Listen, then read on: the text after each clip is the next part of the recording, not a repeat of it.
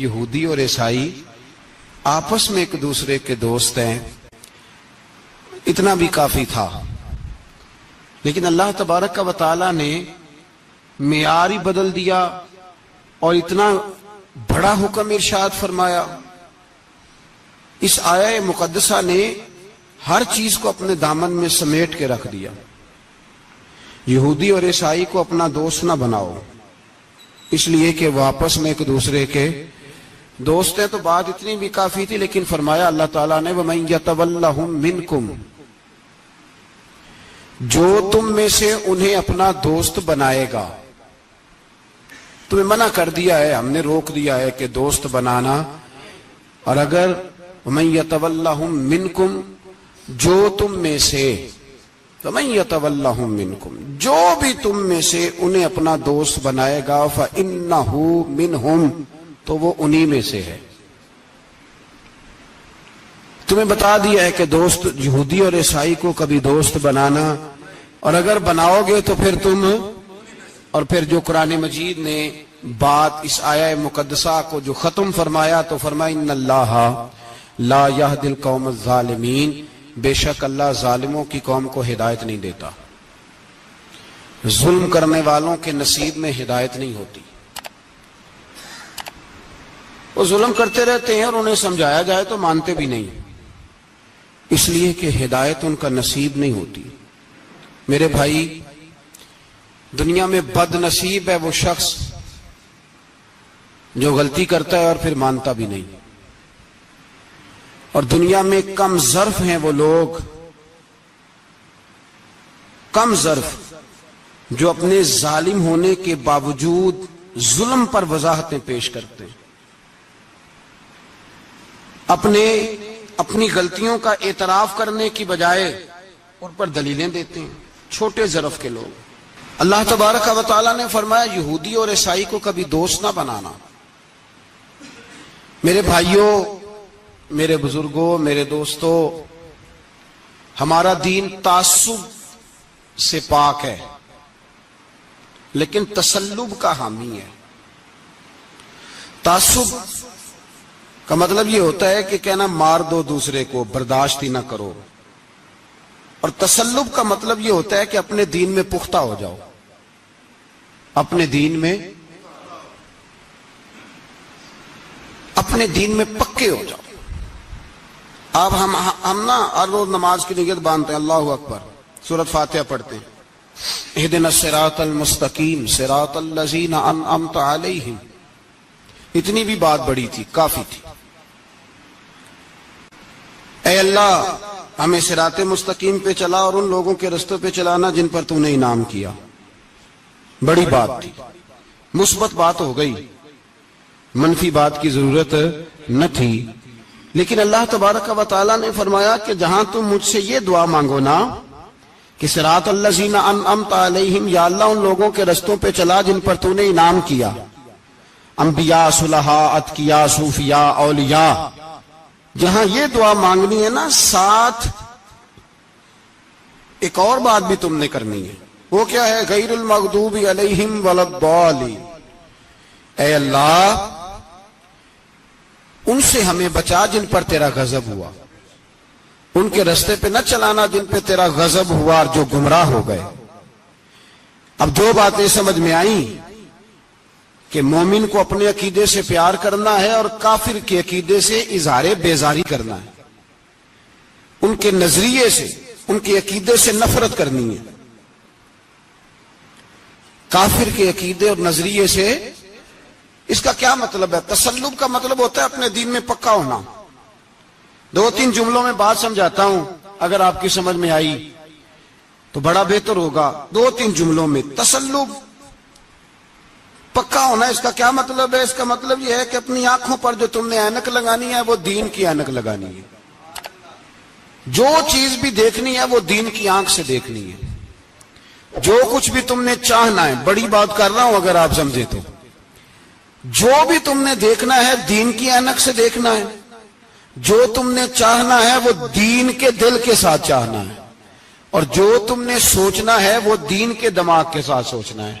اس کا ترجمہ اقبال نے کیا، کہنے لگے قوم مذہب سے ہے، مذہب جو نہیں، قوم کس سے ہے؟ قوم مذہب سے ہے، مذہب جو نہیں۔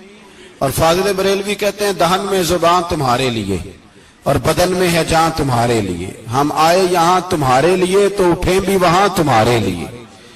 اپنی ہر چیز، ہر نقطہ نظر میں پہلے دین، اس کے بعد کوئی اور۔ کافر کے عقیدے سے ہمارے زمانے میں نا فلسفی، منطقی، ادیب، شاعر، ملنگ، تلنگ، یہ بڑی جماعتیں، کھچڑی ہے،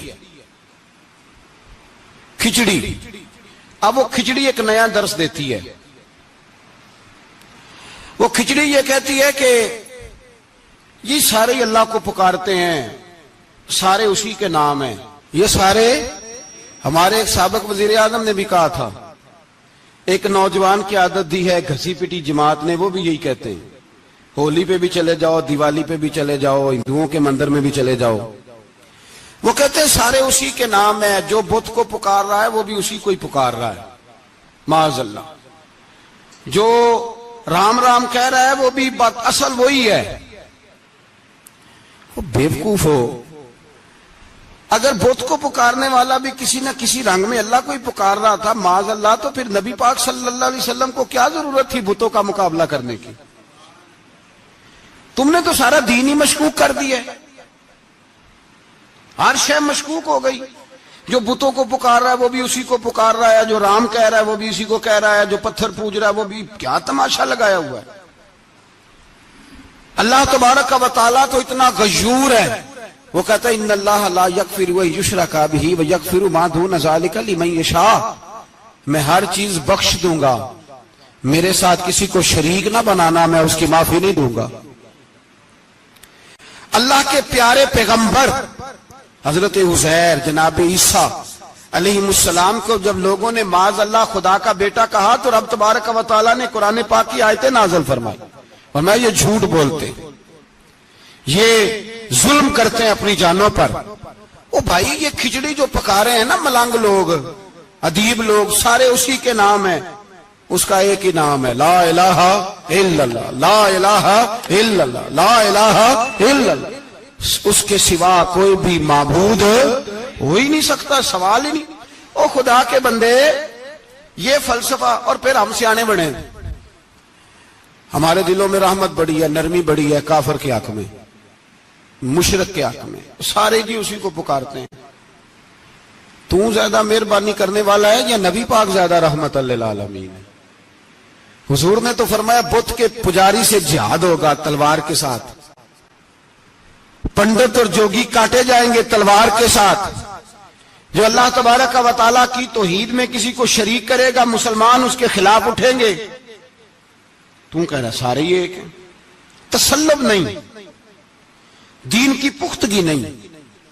ہمارے ہاں لوگ مسئلہ پوچھتے ہیں، پاکستان میں جو عیسائی رہتے ہیں نا وہ غریب ہیں، پاکستان میں جو عیسائی رہتے ہیں نا وہ، اور جو امریکہ میں رہتے ہیں، پاکستان کے اندر جو لوگ ہیں نا وہ مسئلہ پوچھتے ہیں، کہتے ہیں جی عیسائیوں کے ساتھ کھانا پینا جائز ہے۔ میں نے کہا امریکہ میں جب رہتے ہو تب کیوں نہیں پوچھتے؟ یہاں تم مسئلہ پوچھتے ہو، پوچھتے ہیں نا لوگ عیسائیوں کے ساتھ کھانا پینا جائز ہے کہ ناجائز، اور وہاں جب تمہیں ضرورت ہوتی ہے پاسپورٹ کی تو عیسائی بی بی سے نکاح کر لیتے ہو۔ اور پوچھو نا اپنے ملک کے سیاستدانوں سے، پوچھو ان سے کہ تمہارے بچے جو جا کے وہاں روٹیاں کھاتے ہیں تو کون سے ہوٹل ہیں جہاں بالکل جائز تمہارے لیے علیحدہ سے پکتا ہے؟ وہ جو تم نے وہاں رشتہ داریاں کی ہوئی ہیں، تمہارے بچے وہاں رہ رہے ہیں تو وہاں مسئلے نہیں یاد؟ اگر ایک غریب نالی صاف کرنے والا عیسائی آئے تو اس کے بارے میں فتویٰ ہے کہ اس کے ساتھ روٹی نہیں کھانی، اور ٹرمپ آ جائے تو پھر کوئی مولوی مسئلہ نہیں پوچھتا کہ اس کے ساتھ کھانا جائز ہے کہ ناجائز ہے۔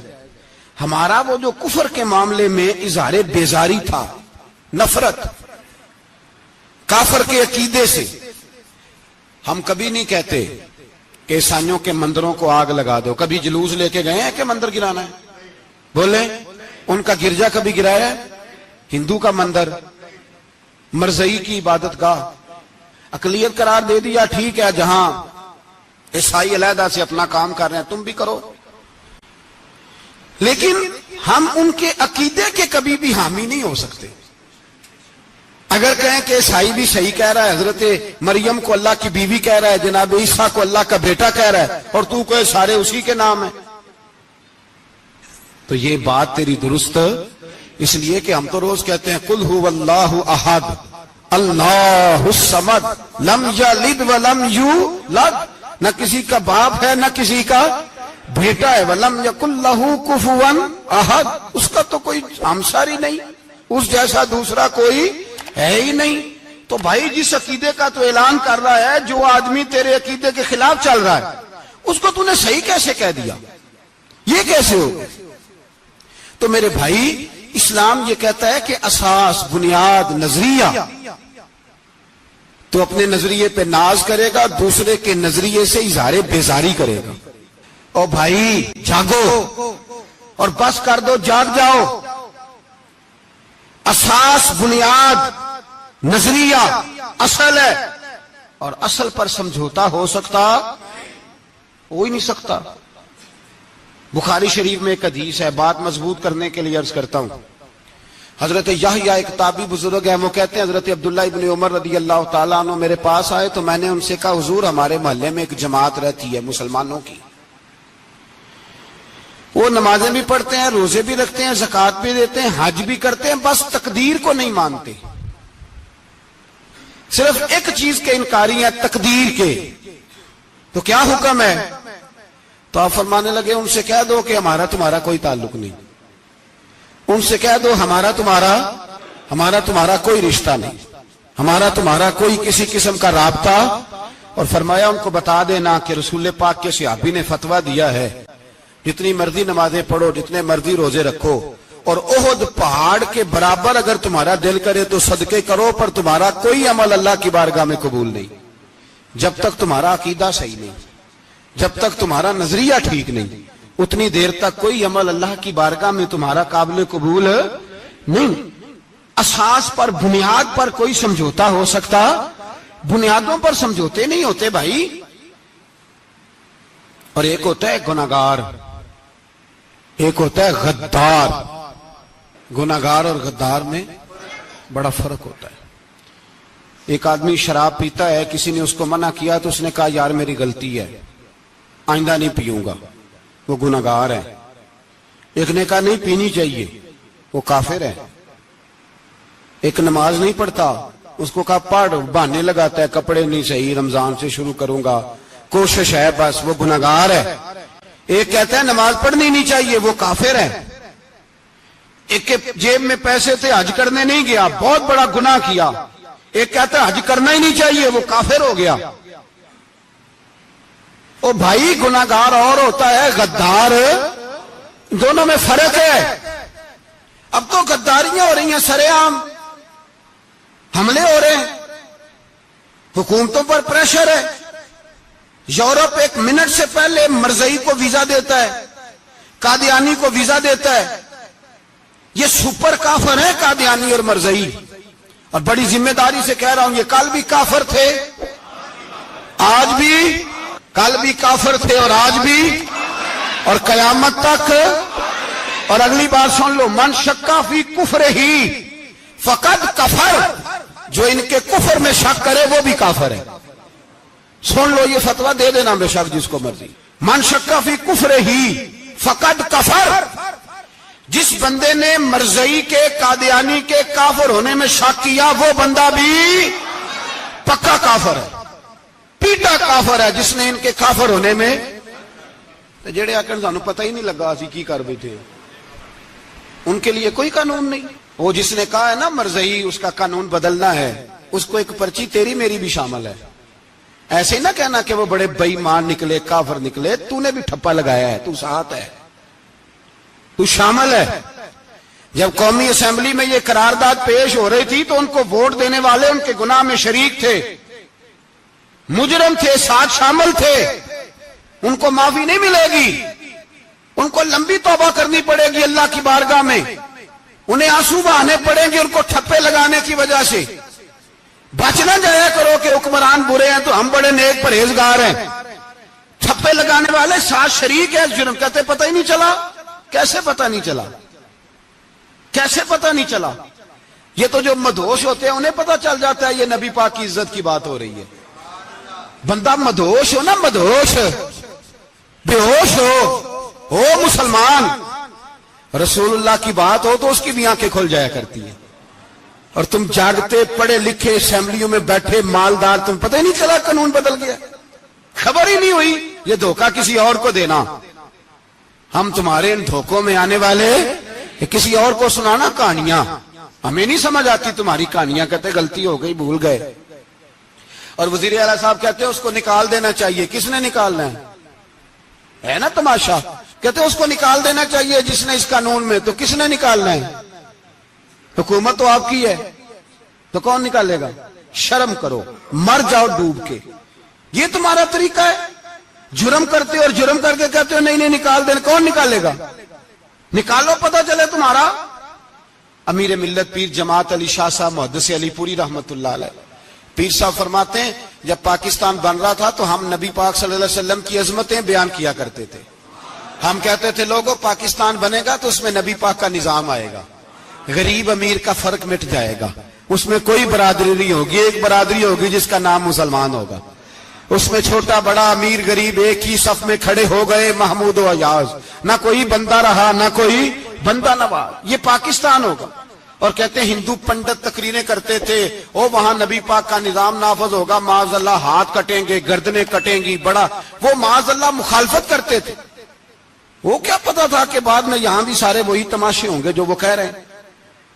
تو پیر صاحب کہتے ہیں کہ جگہ ہندوؤں کا جلسہ تھا، ہندوؤں کا پنڈت تقریر کر رہا تھا، وہاں سارے ہندو بیٹھے تھے، تو اس پنڈت نے نا تقریر کرتے کرتے نبی پاک کی شان میں کوئی بے ادبی کر دی معاذ اللہ، چونکہ سارے ہندو تھے کوئی مسلمان نہیں تھا۔ ایک ملنگ بیٹھا تھا دور، اس نے دوری ڈنڈا پکڑا ہوا تھا اور کوئی اپنی موج کا کام کر رہا تھا۔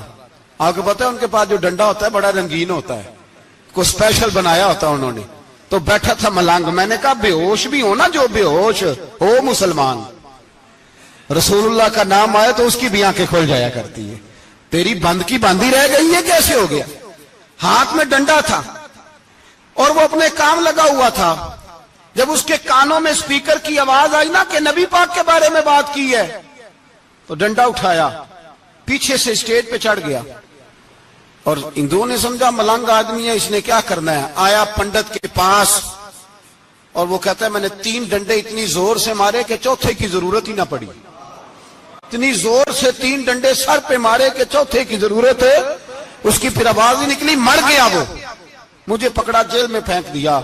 امیر ملت پیر جماعت علی شاہ صاحب کہتے ہیں میں امرتسر کی جیل میں ملنے گیا، اور میں نے اس کے سامنے کھڑے ہو کے کہا، میں نے کہا بے لیا، نہ تو نماز پڑھے، نہ تو روزہ رکھے، نہ تو مسجد آئے، نہ تو کوئی اور کام کرے، اور اتنا بڑا تو نے کام کیا، گستاخ مار دیا۔ تو پیر صاحب کہتے ہیں وہ ملنگ اپنے پیروں پہ اٹھ کے کھڑا ہو گیا اور اس کی آنکھوں میں آنسو تھے، اور میری طرف دیکھ کے کہنے لگا پیر جی میں لمیاں گلاں تے نہیں آندیاں، میں انپڑھا چوکھا تے نے مینوں پتا، گناہگار ہاں، بڑا گناہگار ہاں، بڑا گناہگار ہاں، بڑا گناہگار، بڑا گناہگار ہاں، پر قسم اللہ دی عزت دی میں گناہگار ہاں پر اپنے نبی دا غدار نہیں، گناہگار ہاں پر رسول اللہ دا غدار کوئی بات نہیں۔ اگر کوتاہیاں کرتا ہوں تو یہ تو نہیں نہ ہو سکتا کہ اونچی اور سچی سرکار کی کو میرے سامنے بے ادبی کر کے چلا جائے۔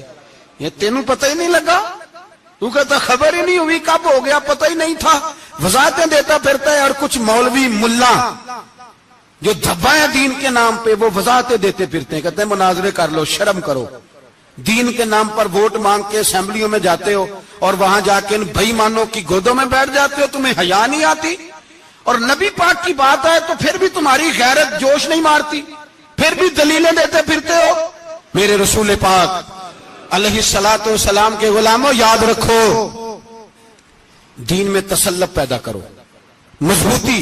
کل لوگ مسئلے پوچھا کرتے تھے کہ صحابی کا اہل بیت کا بے ادب ہے تو اس کے جنازے پہ جائیں کہ نہ جائیں، اب نہیں لوگ پوچھتے، اب ہمارے دلوں میں فتوے زیادہ آ گئے ہیں، مرضی کرتے پھرتے ہیں۔ ہمارا بچہ کسی بد مذہب کی مسجد میں جاتا ہے، ہم کہتے ہیں نہیں ویسے ہی جاتا ہے، تجھ سے پوچھا جائے گا، اس دن پتہ چلے گا، جس دن تم مرے گا تو تیرے لیے دعا بھی نہیں کرے گا، تیری قبر پہ بھی نہیں جائے گا، تجھے پتہ چلے گا اس دن کہ ویسے ہی جاتا ہے کہ ایسے جاتا ہے. کوئی پابندی نہیں، کوئی تسلط بھی نہیں، عقیدے میں ایمان میں کوئی پختگی نہیں. ہمیں خیال ہی نہیں کہ کدھر جا رہی ہیں اولادیں، سوچتے ہی نہیں. ہم خیال ہونا چاہیے، سمجھ ہونی چاہیے. میرے رسول پاک علیہ الصلوۃ والسلام کے صحابہ میں تسلب تھا، تسلب. سگی اماں بھی اگر بے ایمان ہوتی تھی تو صحابہ قریب نہیں آنے دیتے تھے. حضرت اسماء بنت ابی بکر صدیق، ان کی ماں مشرکہ تھی. جناب صدیق اکبر کی ایک زوجہ حضرت ابو بکر نے طلاق دے دی. کچھ عرصے کے بعد وہ اپنی بیٹی کو ملنے آئی، ماں بیٹی سے ملنے آئی تو حضرت اسماء بنت ابو بکر کو پیغام بھیجا، کہا بیٹے میں تجھے ملنا چاہتی ہوں. تو کہا اماں ذرا ٹھہر جا، پہلے میں اپنے نبی سے پوچھ لوں. پہلے اپنے ماں بعد میں ہے، نبی پہلے ہے.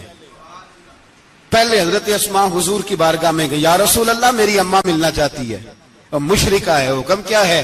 فرمایا تو ماں کی حیثیت سے مل سکتی ہے. انہوں نے تو سگے ماں باپ سے ناطے توڑ لیے، سگے رشتہ داروں سے، اور تو ان سے دوستیاں ختم نہیں کر سکتا، تیرا تعلق بھی نہیں. نہیں، سارے اسی کو پکارتے ہیں، سارے ایک ہی ہیں. یہ تماشے کسی اور کو دکھانا، یہاں رسول اللہ کے غلام بستے ہیں. ہمارا عقیدہ بڑا پختہ ہے، بڑا پختہ، بڑے پختہ نظریات کے لوگ اللہ نے اس دھرتی کو عطا فرمائے. اس زمین نے بڑے کامل مومن پیدا کیے. بھائی یاد رکھو، رسول پاک علیہ الصلوۃ والسلام کے غلاموں میں اپنے دین کے لیے تسلط تھا، پختگی تھی، کفر سے بیزار رہتے تھے. اگر سب کو ایک میں ایک ہی کرنا تھا تو پھر اتنی لمبی چوڑی جدوجہد، امیر حمزہ کا کلیجہ نکل گیا، کان کٹ گئے، سب کچھ ہو گیا، اور آج تم ان شہیدوں کی لاشوں پہ کھڑے ہو کے کہتے ہو کہ یہ تو ایسے ہی کٹ گئے. مذاق ہے یہ؟ کوئی مذاق ہے؟ اصل بات بتاؤں آپ کو کیا ہے؟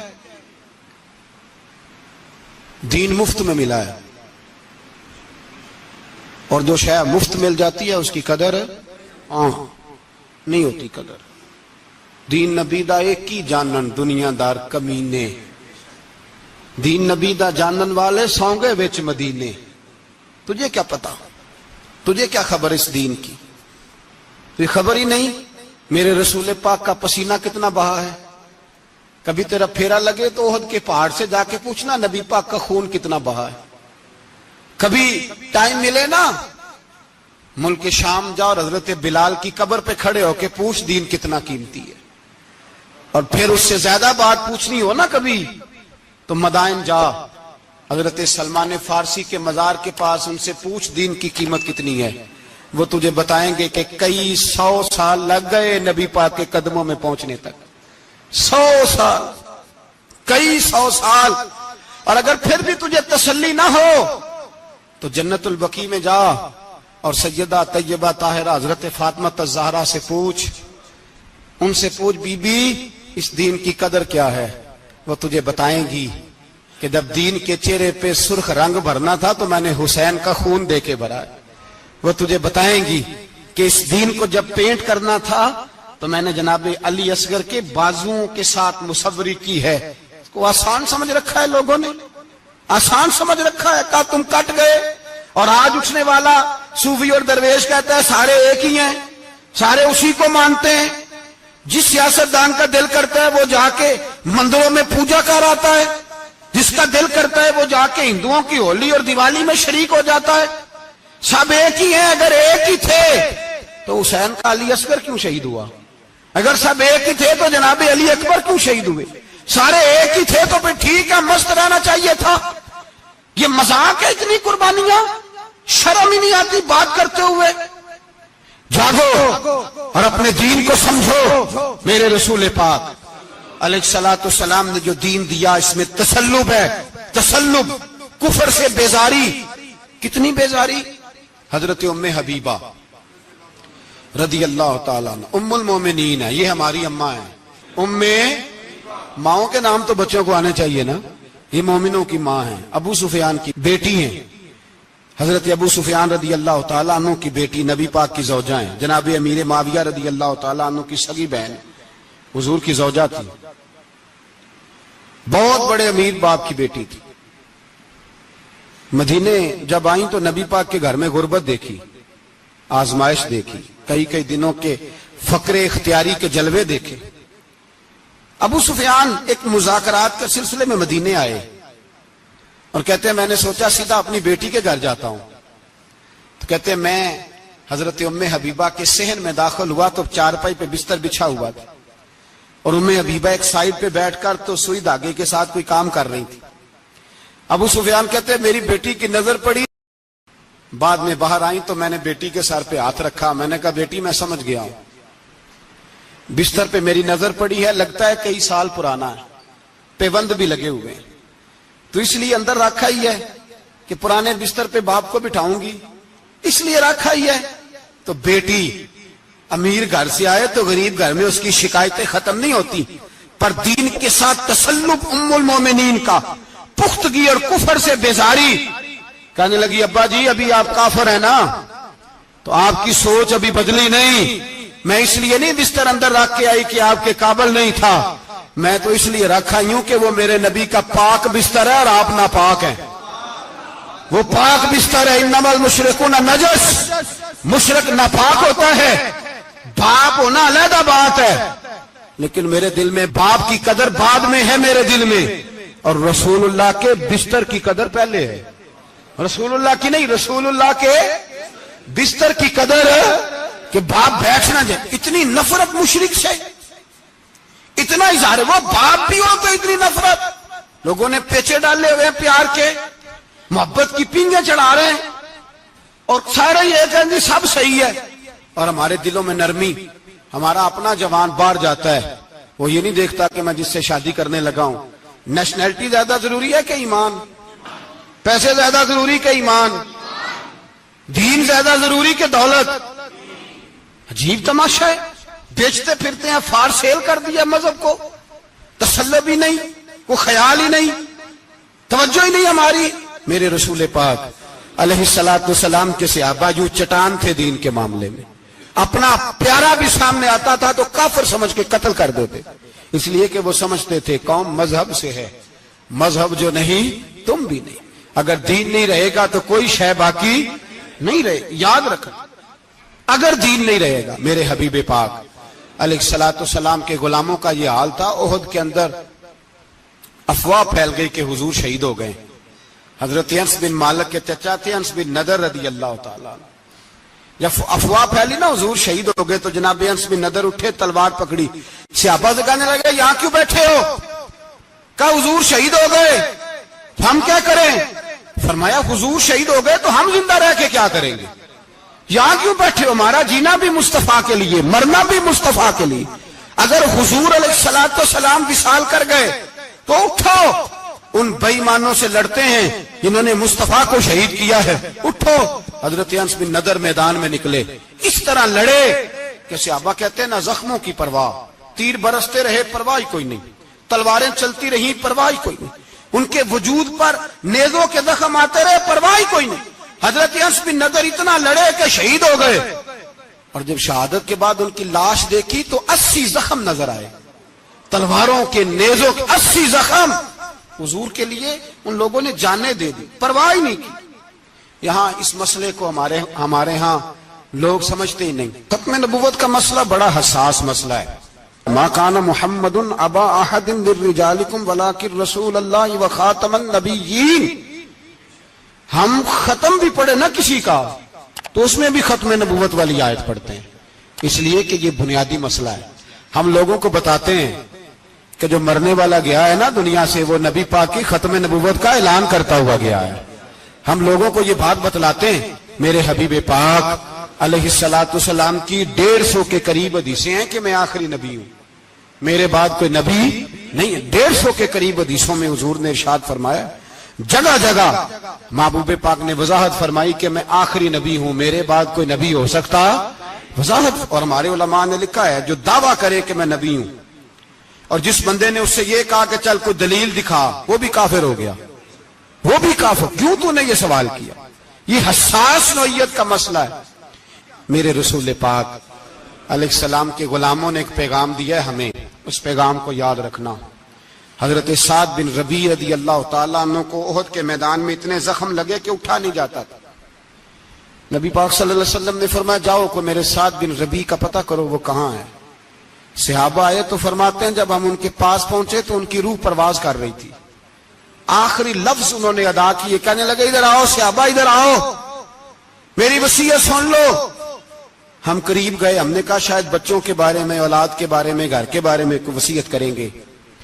تو حضرت سعد بن ربیع نے وصیت فرمائی, کہنے لگے جا کے نبی پاک کے غلاموں کو میرا پیغام دے دینا, جا کے امت مسلمہ کو میرا پیغام دے دینا کہ مسلمانوں, اگر تم میں سے ایک بھی زندہ ہوا اور نبی پاک کی ناموس پر کوئی حرف آیا تو پھر اللہ کی بارگاہ میں تمہارا کوئی عذر قبول نہیں کیا جائے گا. یہ میرا, یہ میدان احد میں سر سے لے کر پاؤں تک زخم لگے ہوئے ایک صحابی کا پیغام ہے امت مسلمہ کے نام. حضرت سعد بن ربیع رضی اللہ تعالیٰ عنہ فرمانے لگے میں مرتے وقت مسلمانوں کو پیغام دے کے جا رہا ہوں کہ اگر حضور کی عزت پر, ناموس پر, نبی پاک صلی اللہ علیہ وسلم کی ذات پر ذرا سا بھی حرف آیا اور مسلمان زندہ ہوئے, اور پھر اگر وہ سمجھیں کہ ہمیں اللہ کی بارگاہ سے معافی مل جائے گی, تو یاد رکھنا رب ہر بات معاف کرے گا, اس بات میں تمہیں اللہ معافی, اس میں تمہیں. یہ پیغام دیا سعد بن ربیع نے اور امت کو سمجھایا کہ ہر بات میں کمپرومائز کر لینا, رسول اللہ کی ذات کے بارے میں کمپرومائز نہ کرنا. جب سے مرزائیوں کو ان سپر کافروں کو اقلیت قرار دیا گیا ہے, اس کے بعد کسی مرزائی کی عبادت گاہ جلائی ہے مسلمانوں نے؟ بولے کبھی کسی مرزائی کے ساتھ مسلمانوں نے کوئی ظلم کیا ہے بعد میں؟ ٹھیک ہے اپنی عبادت کر رہے ہیں جس طرح بھی کر رہے ہیں, باقی اقلیتیں بھی رہیں. کبھی دوبارہ علماء نے یہ تحریک چلائی ہے کہ انہیں پاکستان سے نکالو, یہ کیوں بستے ہیں یہاں؟ اقلیت ہے تو رہنے دو. جی جو بے ایمان ہے, کافر ہے, اسے گھسیٹ کے دین میں کیوں لاتے ہو جب وہ آنا نہیں چاہ رہا؟ انہوں نے اس کانے بے ایمان کو نبی ماننا ہوا ہے, وہ اس کو پیغمبر مانتے ہیں, کبھی ذلی نبی مانتے ہیں, کبھی بروزی نبی مانتے ہیں. پوری دنیا میں نیٹ ورک بنایا ہوا ہے, ہر جگہ ڈنڈورا پیٹتے پھرتے ہیں. وہ کہتے ہیں خاتم النبیین کا معنی یہ ہے کہ نبی پاک تو مہرے لگانے آئے ہیں, بڑے نبی آ سکتے ہیں. ان کا عقیدہ یہ ہے کہ مرزا مستقل نبی نہیں تھا, وہ حضور کا سایہ بن کے آیا تھا. وہ معاذ اللہ جس نبی کا اللہ پاک نے ظاہری حیات میں سایہ نہیں بنایا, یہ کانا سایہ بنے گا نبی پاک کا؟ اس بے ایمان کو وہ اپنا پیشوا مانتے ہیں. چلو چھوڑو, جو کافر کو اپنا پیشوا مانے وہ بندہ صحیح ہوتا ہے. چلو نبی نام بھی مانے, پیشوا مانے, وہ صحیح ہوتا ہے. اتنے پکے بے ایمانوں اور کافروں کو تم لوگوں نے گنجائش دینے کے لیے صرف مغربی یہ جو بنانا چاہتے ہیں نا, یہ اپنے اوپر سے لیبل اتارنا چاہتے ہیں کہ نہیں جی نہیں, ہم تو سب کو لے کے, وہ تو کئی دفعہ کہہ چکے ہیں جی سارے اسی کو پکارتے ہیں. نہ سارے اسی کو نہیں پکارتے, اس کو اگر صحیح پکارتے ہیں تو مسلمان پکارتے ہیں, باقی اس کو صحیح پکارتے کہ جھوٹ بولتے ہیں, ملاوٹ کرتے ہیں, شرک کرتے ہیں, کفر کرتے ہیں. اور اللہ کی بارگاہ میں کفر و شرک کی کوئی معافی. یہ دنیا کو بتانا چاہتے ہیں نہیں جی نہیں, ہم بڑے نرم ہیں, ہم بڑے ایسے ہیں. ہم کوئی نرم نہیں, کوئی نرم نہیں. ہم نرم ہیں رحماء بینہم. لیکن اگر عقیدوں کو چھیڑو گے, رسول اللہ کی عزت اور ناموس اور ختم نبوت کو چھیڑو گے, تو اقبال کہتے ہیں ہم بڑے نرم ہیں, اتنے نرم ہیں جیسے ریشم ہوتا ہے, ہو ہلکا ہے یاراں تو بریشم کی طرح نرم, اور رزم حق کو باطل ہو تو فولاد ہے مومن. پھر ہم نرم نہیں, پھر ہمارے اندر بڑی سختی ہے, بڑی سختی. حضرت ابوبکر صدیق سب سے زیادہ نرم تھے, پر ختم نبوت کا معاملہ آیا تو سب سے زیادہ سخت حضرت ابوبکر صدیق ثابت ہوئے. سب سے زیادہ ہم بڑے سخت ہیں, بڑے سخت. چیک نہ کیا کرو مسلمانوں کے ایمان کو, ٹٹولا نہ کرو. میری آپ سے بھی اپیل ہے کہ ایسے ہی کو بندہ اگر آپ کے گھر آ جائے نا اور آ کے کہے میں فلاں صاحب ہوں, تو روب میں نہ آیا کرو. اس سے پہلے پوچھا کرو یوں تو سید بھی ہو, مرزا بھی ہو, افغان بھی ہو, تم سبھی کچھ ہو, بتاؤ کہ مسلمان بھی ہو. بس کر دیں, اب بس کر دیں. ان لوگوں کے ہاتھ مضبوط کر دیں جو ہاتھ بڑھاتے ہیں تو نبی پاک کی ختم نبوت پہ ہی ڈال لیتے. ان کے ہاتھ مضبوط کرنے بند کرو, بند کرو ان ظالموں کے ہاتھ مضبوط کرنے. حضور آخری نبی ہیں. بولیے نبی پاک, سارے بولیے حضور. حضور کے بعد جو کسی اور کو نبی مانے وہ کل بھی کافر تھا, آج بھی, قیامت تک وہ. جو اس کے کفر میں شک کرے وہ بھی جو مرزائی قادیانی کے کفر میں شک کرے وہ بھی کافر ہے. مر جائے تو مسلمانوں کے اس قبرستان میں اس کا دفن ہونا جائز ہے. مسلمان کا اس کے لیے تعزیت کرنا جائز ہے. مسلمان کا اس کے حق میں نرمی پیدا کرنا جائز ہے نہیں. مسلمان کا اس شخص کے بارے میں کسی قسم کی گنجائش دینا جائز ہے. کل بھی کافر تھے، آج بھی کافر ہیں، قیامت تک کافر رہیں گے. مسلمان وہ رہے گا جو کہے گا کہ نبی کی ہر شان کو ہم مانتے ہیں، حضور خاتم النبیین ہے، زبان سے اقرار کرتے ہیں اور دل سے اس پر ایمان لاتے ہیں، وہ بندہ مسلمان رہے گا. ہم حکومتوں کو سمجھاتے ہیں اپنی قبریں خراب نہ کرو، اپنی آخرت تباہ نہ کرو، نہ بس تھوڑا سا وقت ہے، تمہارے باپ دادا مر گئے، ان کا نام بھی کوئی نہیں لیتا، تم بھی دنیا سے جاؤ گے، خدا را ہم تمہیں سمجھاتے ہیں، ہم درد مندانہ اپیل کرتے ہیں، اپنی آخرت بچاؤ. یہ اسمبلیاں چند روزہ، یہ حکومتیں چند روزہ. ادھر جا کے دیکھ لو شدرے میں وقت کا بادشاہ لیٹا ہے لیکن کوئی نہیں جاتا. بادشاہ تھا، اٹھتا تھا تو دنیا اٹھتی تھی، بیٹھتا تھا تو دنیا بیٹھ جاتی تھی. آج ہمارے بہت سارے نوجوانوں کو پتہ نہیں کہ اس کسی بادشاہ کی قبر بھی ہے. بہت بڑا مقبرہ بنا، بڑی سیرگاہ بنی ہے، پر کوئی جاتا نہیں. چند قدم راوی کراس کر کے دیکھ لو، داتا علی اجمیری لیٹے ہوئے. ایک دن کے لیے بھی چھوٹی سی اسمبلی کے ممبر بھی نہیں بنے. میراں نہ امیراں دے دیوے بلدے نہیں صدا فقیراں دے. نہ وہ والی حکومت کرو جس کے بعد تمہاری فاتحہ بھی کوئی نہ پڑھے. اور جا کے دیکھ لے داتا صاحب کی قبر کے چاروں جانب پھٹیاں لگی ہوئی ہیں. سارا دن ساری رات اللہ کا قرآن پڑھا جاتا ہے، دن رات وہاں درود پڑھے جاتے ہیں، ان کو اصالہ ثواب کیا جاتا ہے.